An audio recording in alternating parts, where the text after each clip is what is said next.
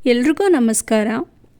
ಈ ದಿನ ಕವಿಗಳ ನಾಡು ಅಂತಲೇ ಕರೆಸ್ಕೊಳ್ಳುವ ಹಾವೇರಿ ಬಗ್ಗೆ ನಾನು ಮಾಹಿತಿ ಕೊಡೋಕ್ಕೆ ಬಂದಿದ್ದೀನಿ.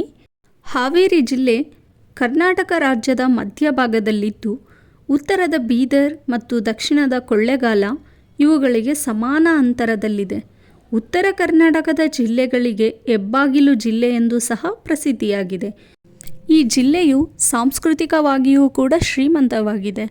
ಸಂತ ಶಿಶುನಾಳ ಶರೀಫರು, ಭಕ್ತಶ್ರೇಷ್ಠ ಕನಕದಾಸರು, ವರಕವಿ ಸರ್ವಜ್ಞ, ಹಾನಗಲ್ ಕುಮಾರ ಶಿವಯೋಗಿಗಳು, ಕಾದಂಬರಿ ಪಿತಾಮಹ ಗಳಗನಾಥರು, ಗಾನಯೋಗಿ ಪಂಚಾಕ್ಷರಿ ಗವಾಯಿಗಳು ಮತ್ತು ಜ್ಞಾನಪೀಠ ಪ್ರಶಸ್ತಿ ಪುರಸ್ಕೃತ ಡಾಕ್ಟರ್ ವಿನಾಯಕ ಕೃಷ್ಣ ಗೋಕಾಕರು ಮುಂತಾದ ಪ್ರಸಿದ್ಧ ವ್ಯಕ್ತಿಗಳಿಗೆ ಜನ್ಮ ನೀಡಿದ ಹೆಮ್ಮೆಯ ಜಿಲ್ಲೆ ಇದಾಗಿದೆ.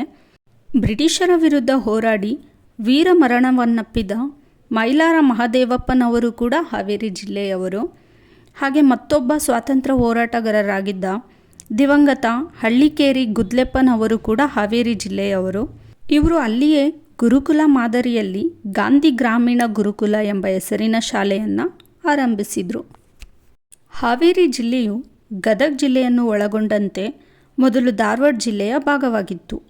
ಇಲ್ಲಿನ ಜನರ ಬೇಡಿಕೆಯಂತೆ ಬಹುದಿನಗಳ ಹೋರಾಟದ ನಂತರ ಧಾರವಾಡ ಜಿಲ್ಲೆಯಿಂದ ವಿಭಜಿಸಲ್ಪಟ್ಟು ಹಾವೇರಿ ಜಿಲ್ಲೆ 1997ರಂದು ಹೊಸ ಜಿಲ್ಲೆಯಾಗಿ ಅಸ್ತಿತ್ವಕ್ಕೆ ಬಂದಿತು.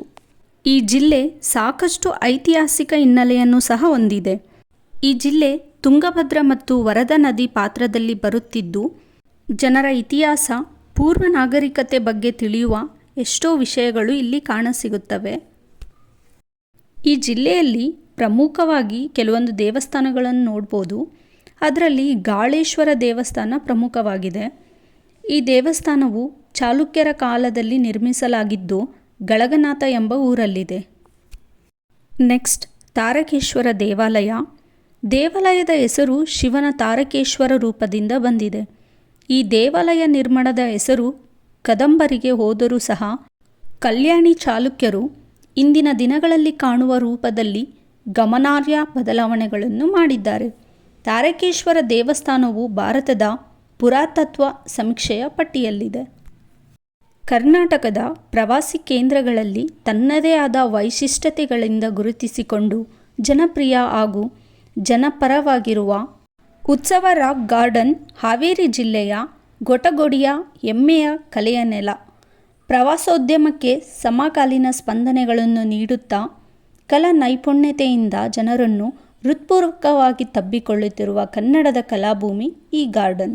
ಈ ಜಿಲ್ಲೆಯಲ್ಲಿ ಕಂಡುಬರುವ ಕೆಲವೊಂದು ವಿಷಯಗಳನ್ನು ನಾನು ತಿಳಿಸೋಕೆ ಟ್ರೈ ಮಾಡಿದ್ದೀನಿ. ಇದೇ ರೀತಿಯ ವಿಡಿಯೋಗಳಿಗೋಸ್ಕರ ಚಾನಲ್ನ ಸಬ್ಸ್ಕ್ರೈಬ್ ಮಾಡಿ, ಆಮೇಲೆ ಲೈಕ್ ಮಾಡಿ. ಏನಾದರೂ ನಿಮ್ಮದು ಒಪಿನಿಯನ್ಸ್ ಇದ್ದರೆ ಕಮೆಂಟ್ ಮಾಡಿ. Thank you.